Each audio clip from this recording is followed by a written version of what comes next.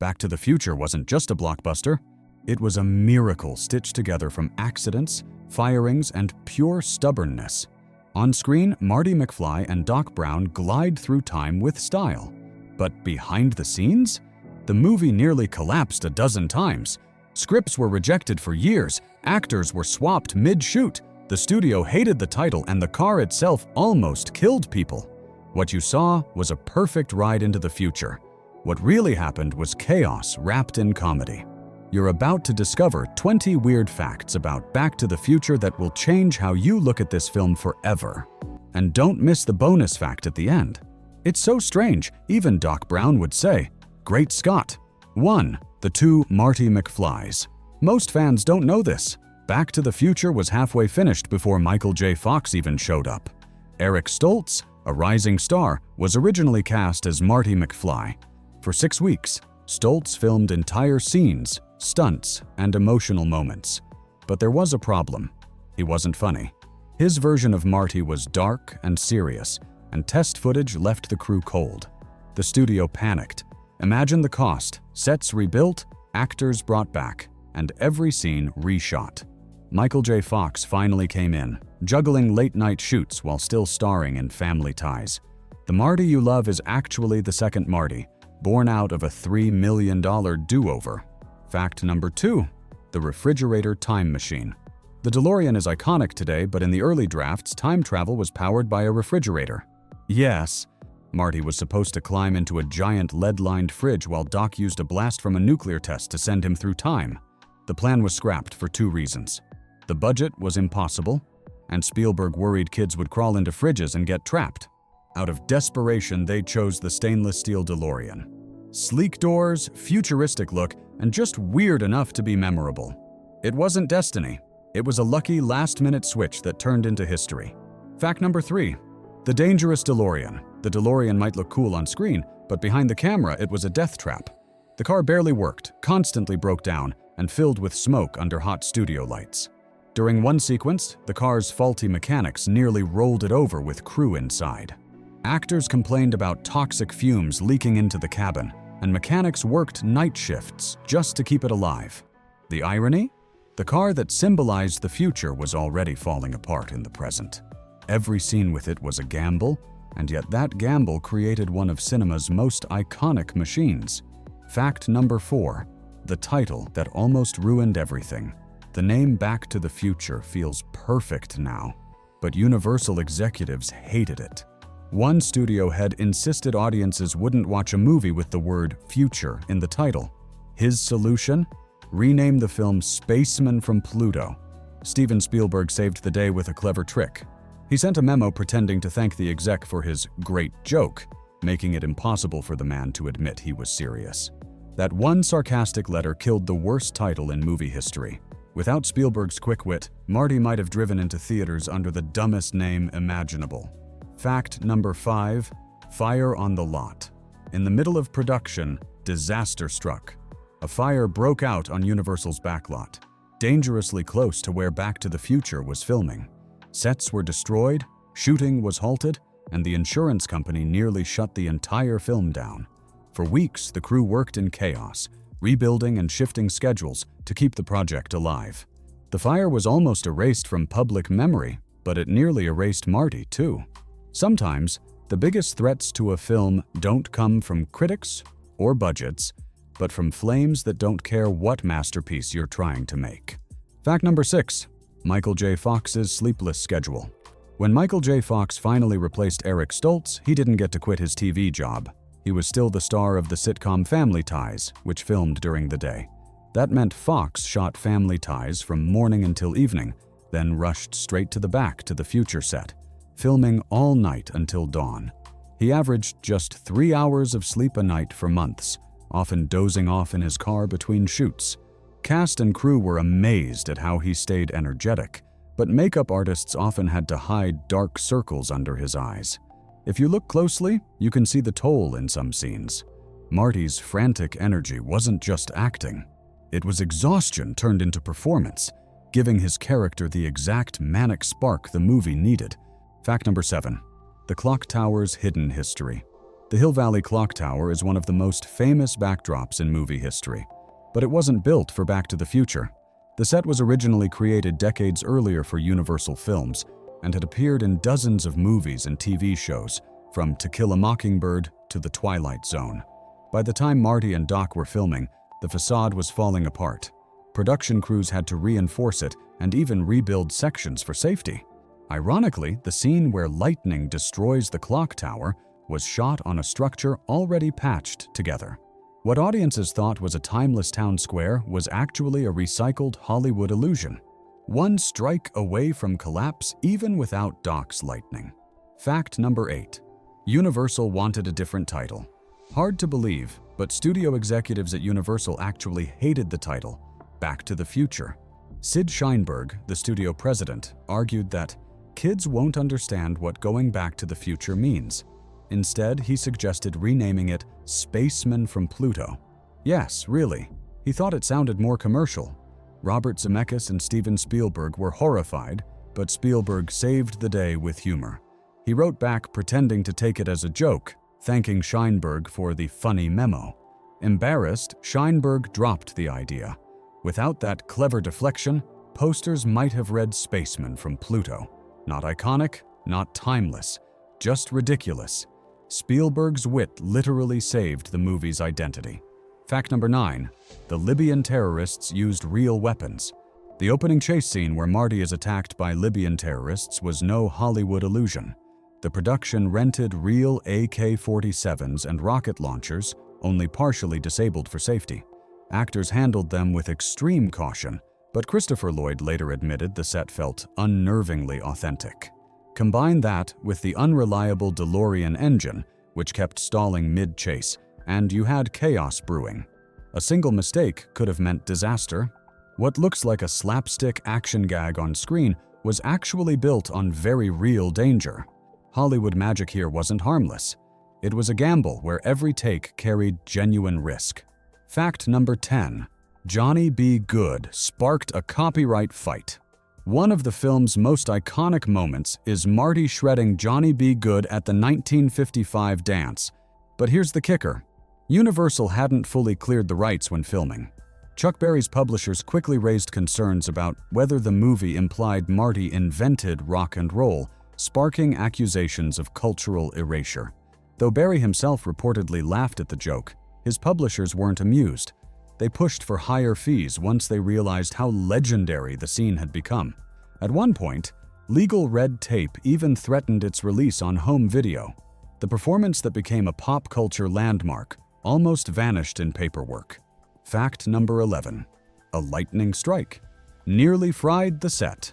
The clock tower finale is one of the greatest moments in movie history, but the danger wasn't just on screen. During one late-night shoot, an electrical rig malfunctioned and sent a massive surge of current racing through the metal scaffolding. Crew members panicked, thinking someone had been electrocuted. Sparks rained down, wires burned, and the smell of smoke filled the square. Production had to shut down for hours while electricians inspected every single cable, terrified the set might go up in flames. What audiences saw was movie magic. What the crew lived through was a brush with disaster that could have turned the film into tragedy. Fact number 12. Doc Brown's look came from real geniuses. Christopher Lloyd didn't just act crazy to play Doc Brown. He built the role piece by piece. He studied conductor Leopold Stokowski for his wild hand gestures and combined them with Albert Einstein's hair and eccentric brilliance. Then he spent hours rehearsing with props, fumbling with wires, goggles, and gadgets until it all felt second nature. He wanted Doc to look like a man who actually lived inside his inventions. The result was a performance that felt half mad scientist, half inspired genius. Fans laughed, but they also believed he could bend time.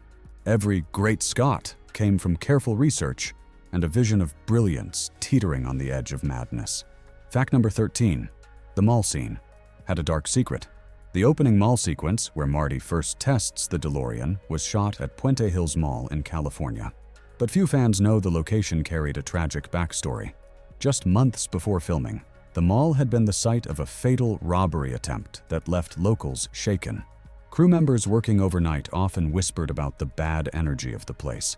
with some saying they felt uneasy while filming in the empty parking lot at 3 a.m. Ironically, a scene that became a symbol of youthful adventure and possibility was staged in a place haunted by very real violence. Fact number 14. The ending was completely rewritten. The movie almost ended on a very different note. Early drafts had Marty return home, reunite with his family, and collapse in bed, exhausted. That was it. No DeLorean, no Doc Brown return, no cliffhanger. But test audiences found it flat and underwhelming.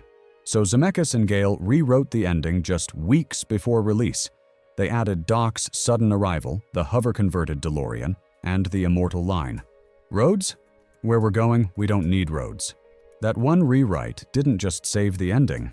It created one of the most quoted final lines in cinema history, turning a quiet resolution into explosive promise and setting up the sequels fans still love. Fact number 15. The fire trails were real flames. When the DeLorean hits 88 miles per hour and vanishes in a flash of light, it leaves behind 2 flaming tire tracks on the road. Today, that would be done with CGI. But in 1985, it was practical fire. Crew members carefully poured gasoline in straight lines across the asphalt and lit it just seconds before the camera rolled. Extinguishers were kept nearby because the flames often spread too far, once leaping dangerously close to set walls. What looks like clean special effects was actually controlled chaos, fire licking across real pavement while everyone held their breath. The future didn't just burn across the screen, it nearly burned down the set. Fact number 16. Hill Valley was a recycled set. The famous courthouse square in Hill Valley wasn't built for Back to the Future at all. It was part of Universal's backlot, used in countless productions since the 1940s. You can spot it in To Kill a Mockingbird, The Twilight Zone, and even old westerns. By the time Michael J. Fox was skateboarding across it, the set was basically a Hollywood chameleon. The art department dressed it up with neon shops, a diner, and 1950s storefronts, transforming it into the iconic town fans love today. The irony? What audiences believed was a timeless American town was really plywood facades recycled over decades. Hill Valley was never a real place. It was a ghost of movie history, reborn for one more legendary role. Fact number 17. Time travel logic. Nearly broke the writers. Robert Zemeckis and Bob Gale didn't just write a fun adventure. They battled with the maddening paradoxes of time travel. Every draft was full of scribbles, arrows, and diagrams as they tried to explain how Marty could fade away in one scene but still exist in the next. Crew members were constantly confused, asking, "Wait, which version of 1985 are we filming right now?" Gale later admitted they were making up rules as we went along, hoping audiences would care more about Marty's family than Einstein's theories. And they were right. People forgave the contradictions. The movie worked not because it was scientifically airtight, but because it was emotionally honest. Still, behind the scenes, the writers nearly lost themselves in their own time loops. Fact number 18. Huey Lewis almost said no. The Back to the Future soundtrack wouldn't be the same without the power of love, but it almost didn't happen. When Zemeckis approached Huey Lewis and the News, the band hesitated. They didn't want to write a movie jingle with cheesy lyrics about time machines. Lewis agreed on one condition. The song couldn't mention time travel, DeLoreans, or flux capacitors. The result was a chart-topping anthem that felt authentic and fresh. And for fun, Lewis even cameoed as the strict teacher who tells Marty his band is just too darn loud. Not only did the band give the movie its heartbeat, they also laughed at themselves on screen. A perfect balance of sincerity and parody. Fact number 19. Ronald Reagan quoted the movie. One fan of the film was none other than President Ronald Reagan. In the movie, Doc Brown scoffs when Marty claims that in 1985, the president is Ronald Reagan. The actor? Reagan loved the joke so much that during a State of the Union address, he quoted the movie's iconic final line, "Where we're going? We don't need roads." Imagine that. A Hollywood comedy being echoed in the halls of American politics. It blurred the line between entertainment and reality, cementing the movie's place in culture. Back to the Future wasn't just a box office hit. It became part of the national conversation. Fact number 20. The movie almost didn't get made before Universal finally greenlit Back to the Future. Over 40 studios rejected it. Some said it wasn't edgy enough, since raunchy teen comedies were more popular in the 80s. Others thought time travel was too confusing. And Disney flat out refused, calling the mother-son subplot inappropriate. Zemeckis and Gale spent years shopping the script around, collecting rejection after rejection. It wasn't until Steven Spielberg stepped in that Universal agreed to take the risk. Today, it's considered one of the greatest blockbusters of all time. But for years, Hollywood thought it was unmarketable. Bonus fact: the DeLorean almost got scrapped. Here's the real mind-bender. When planning the sequel, Universal executives actually considered dropping the DeLorean altogether. They wanted a sleeker, futuristic device instead, arguing the car had run its course. Early concept art even showed a time-traveling hoverpod. Zemeckis fought back, insisting the DeLorean wasn't just a prop. It was the heart and soul of the franchise. He won the battle, and the car went on to fly through the skies in Part 2 and race through the Old West in Part 3. Without it, the trilogy might have lost its identity. The stainless steel machine wasn't just a time machine, it was immortality on wheels.